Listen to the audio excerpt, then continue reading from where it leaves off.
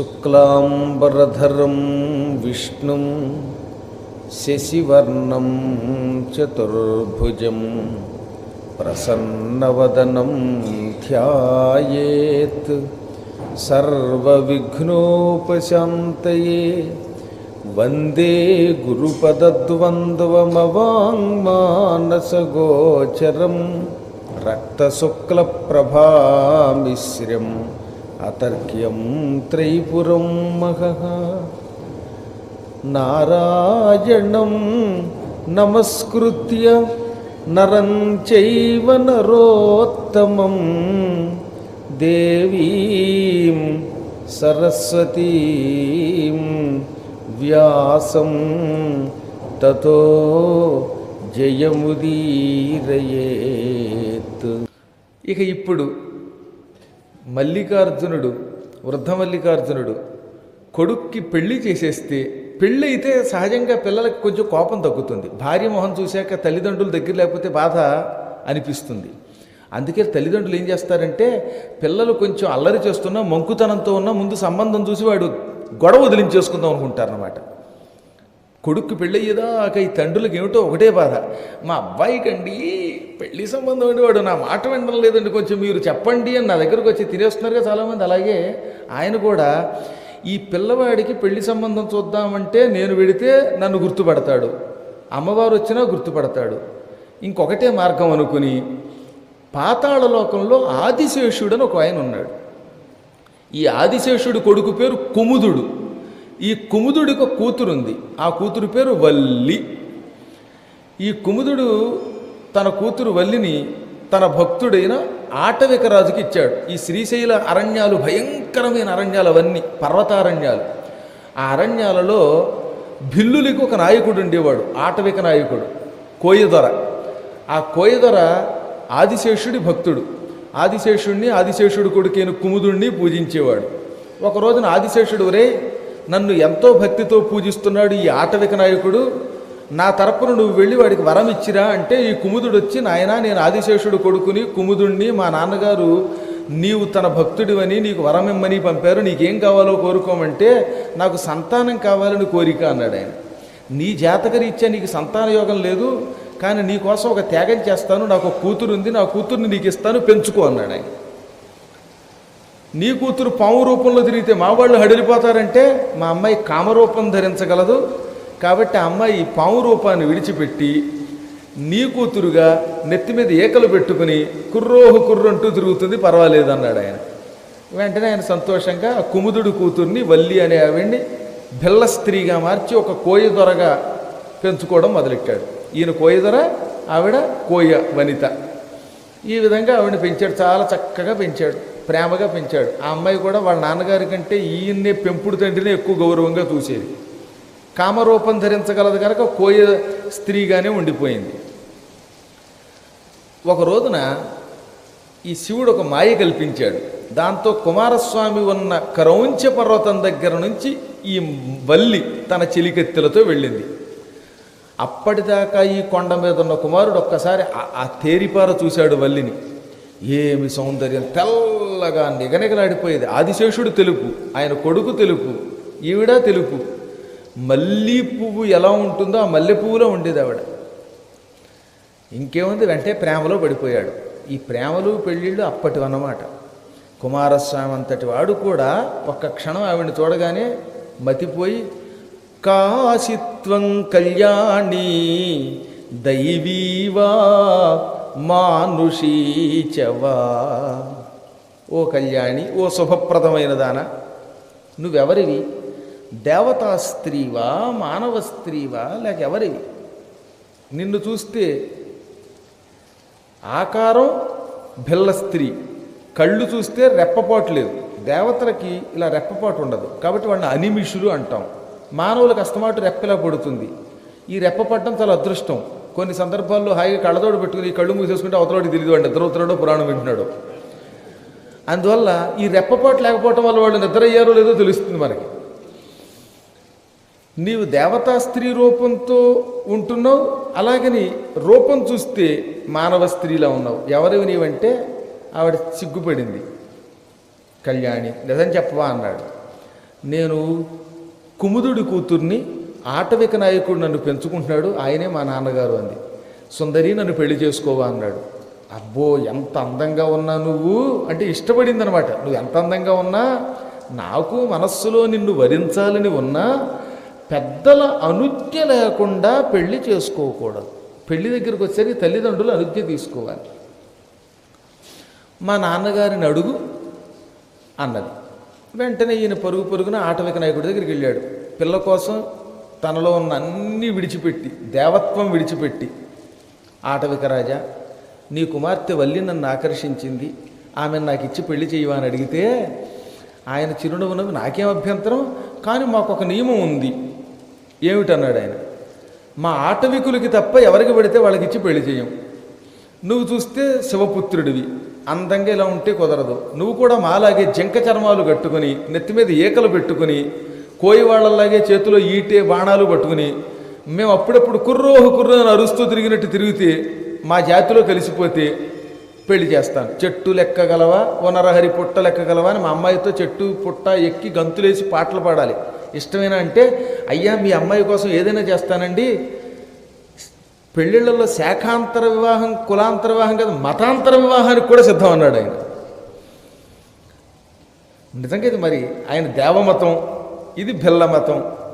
తప్పక పెళ్లి చేసుకుంటానంటే, అయితే నాకు ఇష్టమే, మా అమ్మాయిని అడగాలి కదండి, నాకు ఇష్టమైన మా అమ్మాయిని కూడా ఒక మాట అడిగి ఒప్పించి పెళ్లి చేయటం ధర్మం అని కూతుర్ని పిలిచి, అమ్మాయి వల్లి, ఇతడు నిన్ను పెళ్లి చేసుకుందాం అనుకుంటున్నాడు, ఇష్టమేనా అంటే, నాకు కూడా ఒక నియమం ఉంది నాన్న అంది.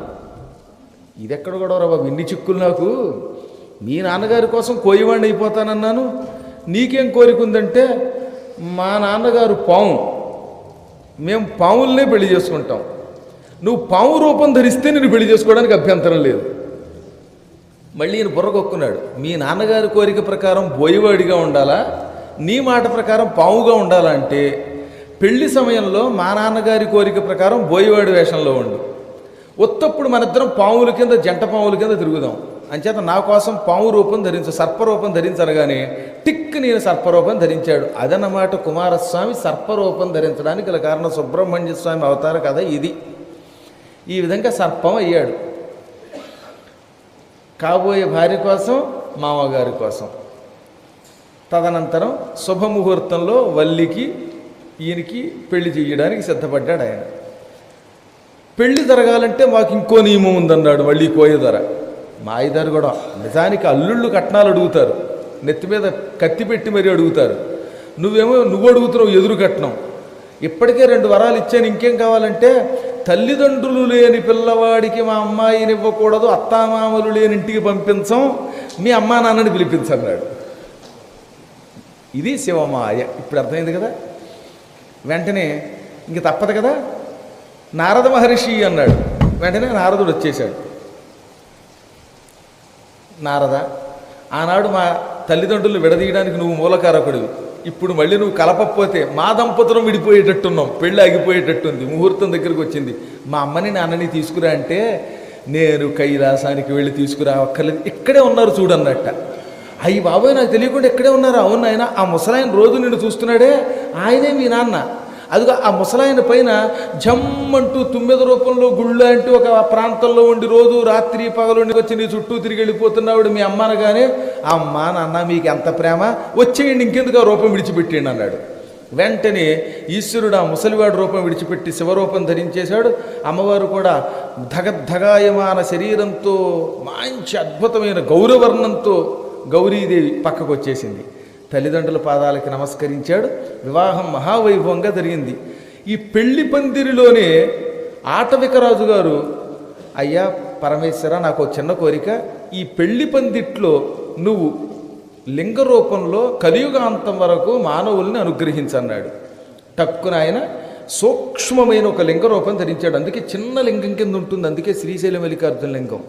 సూక్ష్మలింగ రూపం ధరించి, ఇది మామూలు లింగం కాదు, నా శరీరమే ఈ లింగం అంటే స్వయంభూలింగం, జ్యోతిస్సు నాలో ఉన్న వెలుతురు, నా కాంతి, దీంట్లో కొంత అంశ నింపుతున్నాను అని దానిలో ఈ 2వ జ్యోతిర్లింగంలో కూడా తన జ్యోతిస్సుని, తన కాంతిని, తన అద్భుతమైన శివమాయని నింపాడు. ఈ విధంగా 2వ జ్యోతిర్లింగం శ్రీశైల మల్లికార్జున లింగం ఏర్పడింది. కానీ అక్కడ ఒక నియమం చెప్పాడు ఆయన. పెళ్లి పందిరిలో నేను లింగరూపం ధరించాను, కానీ ఇంతకు ముందే ముసలాడి రూపంలో మా అబ్బాయి కోసం వచ్చాను. అందరూ ముందు వృద్ధ మల్లికార్జునుడిని చూచిన తర్వాతే నా లింగ దర్శనం చేస్తేనే వాడికి ఫలితం. వృద్ధ మల్లికార్జునుడిని చూడకుండా శ్రీశైలం నుంచి వెళ్ళిన వాడికి శ్రీశైల యాత్రా ఫలితం లభించదని చెప్పాడు. అందుకని వృద్ధ మల్లికార్జునుడిని చూడాలి. ఎటువంటి దివ్యస్థలం అండి అసలు. ఆ అడవులను చూస్తూ ఉంటేనే ప్రశాంతత. అందులో నాకు అది గురుస్థానం అని చెప్పానుగా మీకు. నాకు ఆ క్షేత్రానికి వెళ్ళానంటే శరీరం గగురుపాటుకు గురవుతుంది. నా 8 ఏళ్ల వయస్సులో మీకు ఎన్నో పర్యాయాలు చెప్పిన కథ కాబట్టి ఇప్పుడు కొత్తగా చెప్పక్కర్లేదు. అక్కడే శివ సాక్షాత్కారం పొందాను. ఆ పరమేశ్వర అనుగ్రహంతో పౌరాణికుణ్ణి అయ్యాను. ఎన్ని విశేషాలండి. ఎంతమంది యుగ యుగాలుగా ఆ ప్రదేశాన్ని చూశారు. ఎప్పుడో కృతయుగం నాడు వెలసిన స్వామివారు ఈనాటి వరకు జనుల్ని నిరంతరం తన దర్శన భాగ్యంతో అనుగ్రహిస్తూనే ఉన్నాడు. త్రేతాయుగంలో రాముడు వనవాసం చేస్తూ చేస్తూ అక్కడికి వచ్చాడు. ఇప్పటికి కూడా అక్కడ రాముడు వృద్ధమల్లికార్జునుడికి పక్కనే రామప్రతిష్ఠిత లింగం ఉంటుంది. సీతాదేవి, లక్ష్మణుడు, రాముడు వనవాసంలో పంచవటికి వెడుతూ అక్కడికి వచ్చి శివలింగ ప్రతిష్ఠ చేసి పూజించారు. అంటే స్వామి దర్శనానంతరం వాళ్ళు కూడా లింగాన్ని పూజేసే ఆర్తి తీర శ్రీరాముడి తావునను పాండునందనులు హరుని సేవల ఆర్తి నివాసిది ద్వాపరను. తదనంతరం ద్వాపరయుగంలో వనవాసం చేసి మొత్తం అడవులన్నీ తిరుగుతూ కామ్యకవనం, ద్వైతవనం ఇవన్నీ దాటుకుంటూ శ్రీశైలారణ్యాలకు వచ్చారు పాండవులు. వాళ్ళు కూడా ద్రౌపది తన పేరు మీదుగా ద్రౌపదీశ్వరలింగం, సహదేవుడి పేరు మీదుగా సహదేవేశ్వరలింగం, నకులేశ్వరలింగం, అర్జునేశ్వరలింగం, భీమేశ్వరలింగం, ధర్మరాజేశ్వరలింగం అందరూ ప్రతిష్ఠించారు అక్కడ. ఆ లింగాలన్నీ అక్కడున్నాయి. ఇప్పుడు పాండవులు కూడా పూజించారు. ఆర్తి తొలగింది. ధర్మయుద్ధంలో విజయం పొందారు. అసలు పుణ్యం అక్కడ జ్యోతిర్లింగంలో ఉంటుంది. దాన్ని చూడడంతో ధన్యత మానవుడికి తప్పక వస్తుందన్నమాట. ఇవి కాకుండా ఇంకా కలియుగంలో భక్తులు చెప్పక్కర్లేదు. ఒకరా ఇద్దరా అశేషంగా కలియుగంలో భక్తులు. అందులో అక్క మహాదేవి, బసవేశ్వరుడు, వీరశైవ మత స్థాపకులు వీళ్ళంతా. ఇప్పటికి కూడా కర్ణాటకలో వీరశైవ మతం విజృంభణంగానే ఉంటుంది. పూర్వకాలంలో నేటికి 2000 సంవత్సరాల నుంచి 1100 మధ్యలో, అంటే 11వ శతాబ్దం నుంచి 0వ శతాబ్దం వరకు కూడా మధ్యలో మహానుభావులైన భక్తులు పుట్టేశారు. అందులో బసవేశ్వరుడు అనేవాడు శైవ మతం స్థాపించాడు. శివుడు అడిగితే ప్రాణం ఇచ్చేసేవారు. వాళ్ళు శివుడి కోసం నాలుకలు కోసుకుని అర్పణ చేసేవారు, తలలు తెగ్గొట్టుకునేవారు, బొగ్గల్లోంచి సోలాలు గుచ్చుకునేవారు, పెద్ద మంటలు అగ్నిగుండాలు పెట్టి అందులో దూకేవారు. ఏమయ్యేవి కదటి వాళ్ళకి. అది వాళ్ళ భక్తి అంటే అనమాట. జగమే మాయని తలచి పరశివుడే సత్యమని తెలిసి వరమే కోరి సన్నిధి చేరి ఇక్కడనే లింగైక్యమందెను అక్క మహాదేవి. హేమరెడ్డి కుల పావని పరమ పావని మల్లమ్మ లింగైక్యమందినది చటనే ఈ గిరినే. సిద్ధరామయోగి తన్ను తెల్లసినది తావునే అల్లమేశ ప్రభువు తన్ను తెల్లసినది చోటనే. ఆదిశంకరుల ద్వైత భావన తొలగినది తావునే. అంబకరుణ కరవాలముగా తనకు అఖండ విజయముగా ఛత్రపతి శివాజీ వరమందినదిచ్చటనే. భ్రమరాంబమ అక్క మా బావ మల్లమ్మ అని ఎరుకగా వచ్చే ఆ చిట్టి తల్లి తన వారి కోసమని అల్లాడి మల్లాడి కన్నీటి ధారగా గిరిగోపురం వెక్కి దూకింది. ఆహా ఆదుకొన్నారుగా ప్రత్యక్ష దైవాలు భ్రమర మల్లీసులు, భ్రమరాంబ మల్లీసులు. మొత్తం క్షేత్ర కథంతా మనకి బసవేశ్వరాదుల ద్వారా తెలుస్తుంది. మహానుభావులు ఎంతోమంది ఆ కాలంలో దర్శించారు. కవులంతా కావ్యాల రూపంలో రాశారు. పూర్వం మహాదేవి అని ఒక ఆవిడ ఉండేది. ఆవిడ కర్ణాటక దేశం నుంచి రోజు శ్రీశైలానికి వచ్చేసి పూజ చేసేది. పుట్టుకతో వైరాగ్యం పొంది, పుట్టినప్పుడు బట్ట లేదు, మధ్యలో బట్ట కడతాం, చచ్చేటప్పుడు బట్ట ఉండదు, ఈ శరీరం మీద వ్యామోహం త్యజిస్తున్నానని బట్టలు విడిచిపెట్టి దిగంబరంగా తిరిగేది. చిత్రం ఏంటో తెలుసా? ఆ దిగంబర సన్యాసినికి ఈశ్వరుడు ఒక గొప్ప అనుగ్రహం ఇచ్చాడు. పెద్ద జుట్టు ఇచ్చాడు ఆవిడికి. ఆవిడ నడుస్తూ ఉంటే ఈ జుట్టు మొత్తం శరీరం చుట్టూతా ఒక బుట్టలాగా కవచంగా ఉండేది. అంటే కేవలం తన జుట్టుతో, కేశ పాశములతో శరీరాన్ని కప్పుకుంది, ఒక్క గుడ్డ ముక్క లేకుండా. ఆ దిగంబర సన్యాసిని అక్క మహాదేవి రోజు శివుణ్ణి పూజిస్తూ ఉంటే ఆశ్చర్యపోయేవారు. ఎంత గాలి వేసినా, ఎంత తుఫాను వచ్చినా ఆవిడ వెంట్రుకలు చుట్టూ అలాగే ఉండేటి, ఒక గంప కోడి చుట్టూ బోర్లించినట్టుగా. ఆవిడ మానరక్షణకి ఆ తల్లిని ఇప్పుడు కూడా గుళ్ళో మీరు చూడొచ్చు. ఈసారి శ్రీశైలం వెళ్ళినప్పుడు చూడండి, ఈ పక్కనే అక్క మహాదేవి ఉంటుంది చిన్న విగ్రహంలో. ఇంకా అల్లమేశ్వరుడనే రాజుగారు అక్కడ శివుణ్ణి పూజించి రాజ్యం ఆయనకి సమర్పించి ఆయనలో కలిసిపోయాడు. సిద్ధరామయోగి అని ఒక ఆయన ఉండేవాడు. పరశువేది అనే విద్య ఉండేది. ఆయన ఒక గొప్ప మంత్రం చదివి పసరు పూస్తే రాళ్ళు బంగారం అయ్యేవి. ఆయన కూడా శివుడిని పూజించి బంగారం సృష్టించి ఆయనకే సమర్పించి ఆయనలో కలిసిపోయాడు. ఇంకా ఆదిశంకరుడు అంత పూర్వం ఆయనకు కూడా ద్వైత భావన ఉండేది. ఒక్కసారి శ్రీశైలం వచ్చాడు, ఇష్టకామేశ్వరుని చూచాడు, శివుణ్ణి చూచాడు. ఆ దెబ్బతో జీవాత్మ పరమాత్మ ఒకటే, శివకేశవులిద్దరికీ భేదం లేదు అని లోకంలో చాటాడు. అందుకే ఆదిశంకరుల ద్వైత భావన తొలగినది ఇచ్చటని సౌందర్యలహరి అక్కడే రాశాడు. సౌందర్యలహరిని ఆదిశంకరాచార్యులు వారు పాలధార పంచధార అనే స్థలంలో రాశాడు. అక్కడికి వెళ్ళి చూస్తే ఆయన్ని చూసినట్టే. అక్కడ ఏకాంతంగా కూర్చొని అద్భుతం. కిందకి దిగుతున్నప్పుడు మీరు చూశారుగా నాతో వచ్చినప్పుడు, ఎంత అగాధం లోయలో ఉంటుంది. పులులు సింహాలతో భీకరమైన ఆ ప్రాంతంలో కూర్చుని ఎలా తపస్సు చేశాడంటే ఆ రోజుల్లో, అదే ఆయన గొప్పతనం. అంటే ఆయన శంకర సాక్షాత్ శివుడే ఆయన. ఇది కాకుండా శివాజీ అమ్మవారిని భ్రమరాంబాదేవిని పూజిస్తే ఆవిడ కత్తిచ్చింది. శివాజీ లేకపోతే కాశీ లేదు మనకి. ఇవన్నీ ఒకెత్త. మహా అద్భుతమైన మరొక మహిమ, బిజ్జలుడు పరిపాలించే కాలంలో, బసవేశ్వరుడు వీరశైవ మత స్థాపన చేసిన కాలంలో కర్ణాటకలో ఒక పేద ఆవిడ ఉండేది. ఆవిడకు ఒక కూతురు పుట్టగానే భర్త చచ్చిపోయాడు. తిండి తెప్ప లేకుండా ఏదో అంట్లు తోముకుంటూ అక్కడ తోముకుంటూ వాళ్ళు ఇచ్చే అన్నం తెచ్చుకుని పిల్లని పోషించేది. అక్కడ ఒక సంస్కృత మాస్టర్ ఇలాంటి వారు ఒక ఆయన సంస్కృతం నేర్పేవాడు పిల్లలకి. ఈ పిల్లని కూడా సంస్కృతానికి పంపింది తల్లి. పాఠశాలని నెలంతా నడిపాక అప్పుడప్పుడు సంక్రాంతి సమయంలో సెలవులు ఇచ్చేవాడు. ముఖ్యంగా కర్ణాటకలో సంక్రాంతి సెలవులు తప్పకివ్వాలి. ఆ రోజుల్లో శివ పూజ చేస్తారంతా. అల్లుళ్ళు ఇళ్లకు వస్తారు, అక్కలు బావలు అందరూ వస్తారు.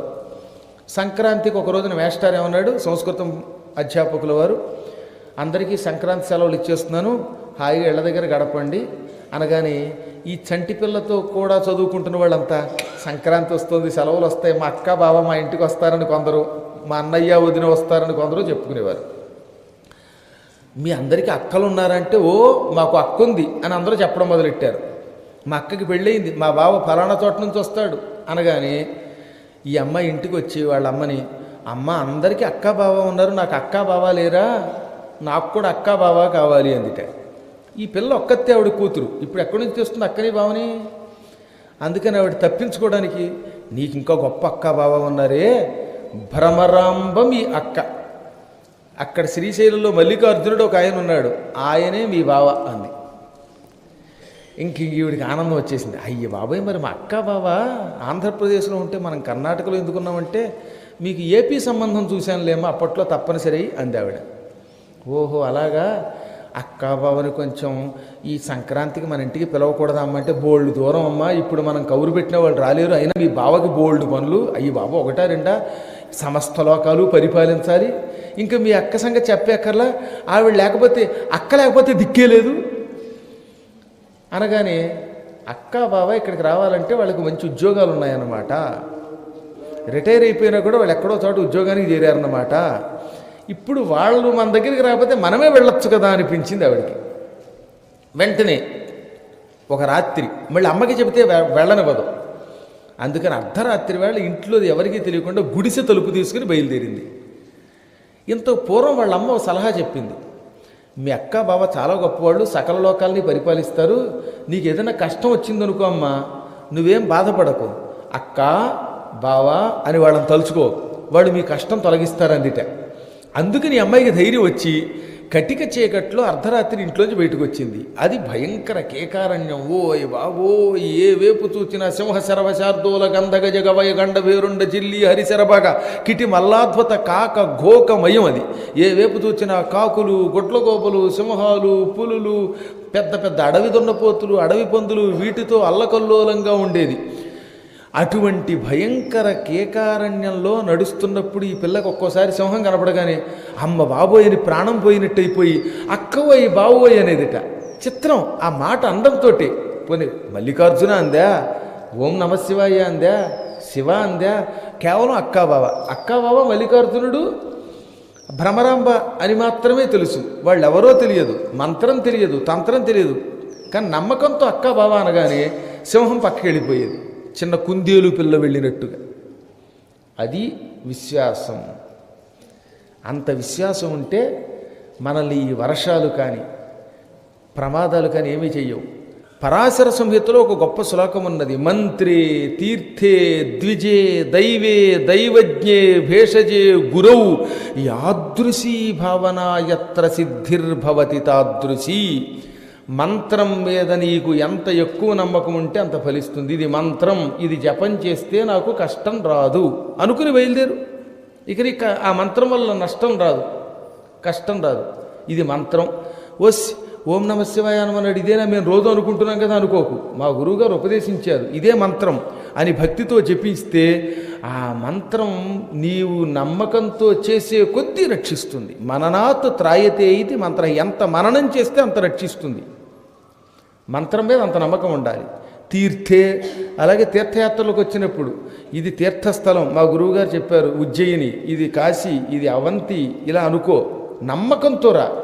ఆ క్షేత్రం మీద నీకు ఎంత ఎక్కువ నమ్మకం ఉంటే అంత ఫలిస్తుంది. తీర్థం అంటే ఇది కూడా, చేతిలో తీర్థం పోసినప్పుడు ఆఖరణ అర్చక స్వామి, ఇది తీర్థం, నీళ్లు కావు, లేక పంచామృతాలు కావు, ఇది తాగితే నాకు శుభాలు కలుగుతాయి అని అలా తాగు భక్తితో. వెంటనే రోగాలు పోతాయి, ఆయువు పెరుగుతుంది. నమ్మకం ఉండాలి. తర్వాత ద్విజే, నీ పురోహితుడి మీద కూడా నమ్మకం ఉండాలి. మా పురోహితుల వారు మాకు ముహూర్తం పెట్టారు, ఆయన పెళ్లి చేయిస్తే బాగుంటుంది, ఆయన ఏం చేసినా శుభం అని నమ్మాలి. దిక్మాలాడా, పురోహితుడా, రే ఇలా రారా ఇలా అనకూడదు. స్నేహితుడైనా సరే ద్విజుణ్ణి కాసేపు గౌరవించాలి. దైవే, దేవుడి మీద, నీ ఇష్టదేవత మీద నీకు ఎవడంటే ఇష్టమో ఆ రూపాన్ని నమ్మికొలు. నా దేవుణ్ణి నమ్ముకున్నాను, నాకే కష్టం రాదు అనుకుంటే కష్టం రాదు, వస్తుందంటే వస్తుంది. దైవజ్ఞే, జ్యోతిష్కుడి మీద కూడా అంతే. వాడు ముహూర్తం పెట్టాక మళ్ళీ పక్కవాడి దగ్గరికి వెళ్ళకూడదు. మా పంతులు గారు ముహూర్తం పెట్టారండి, కానీ ఇంతలో మీ నెంబర్ దొరికిందండి పద్మాకర్ గారు, ఆయన పెట్టిన ముహూర్తం మంచిదేనంటారా? మళ్ళీ వీడయ్యాక ఇంకొకడిని, ఎవడు దొరికితే వాడు ఫ్రీగా దొరికితే ఫినాయిల్ తాగొచ్చు అనమాట, దొరికింది ఫోన్ అని. ఇలా ఎంతమందిని అడగడం వల్లే నీ ముహూర్తాలు ఇలా తగులుడుతున్నాయి అనకూడదు. కానీ కాబట్టి ఎప్పుడూ కూడా మనకి ఒక జ్యోతిష్కుడు ఒక ముహూర్తం పెడితే వాడిని నమ్ము, వాడి వెంటపడు, వాడు పెట్టిందే నిజం, ఇంకెవడిని 100 మందిని అడక్కు. వాడి మీద నమ్మకం వల్లే ఆ ముహూర్తం తగిన ఫలితం ఇస్తుంది. భేషజే, వైద్యుడు కూడా అంతే. వైద్యుడి దగ్గరికి వెళ్ళినప్పుడు వాడు మందు ఇస్తే ఈ మందు నిజమైన మందు అనుకో. అవిశ్వాసంతో తిన్నావా కొంప ముంచుతుంది, విశ్వాసంతో మింగావా రోగం తగ్గిస్తుంది. గురువు, మీ గురువు గారిని కూడా అంతే. మా గురువు కంటే గొప్ప పండితుడు లేడు, మా గురువే మంత్రవేత్త అనుకోవాలి. పక్క వాళ్ళ గురువులు అందరూ మంచివాళ్ళంట, మన గురువుగారి దగ్గర ఏమీ లేదట అంటాడు వీడు, అందుకే నాశనం అయిపోతాట. అంటే మీలాంటి జ్ఞానుల గురించి నేను చెప్పట్లా, అలాంటి అజ్ఞానుల గురించి. గురువు మీద ఎక్కువ విశ్వాసం ఉండాలి వీటన్నిటికంటే కూడా. గురువుని నమ్మిన వాడికి అసలు ఏ కష్టము రాదు. ఇంక ఎవరిని నమ్మినా నమ్మకపోయినా గురువుని నమ్మితే ఆ గురువు మీద ఉన్న విశ్వాసం వల్లే ఈ జన్మ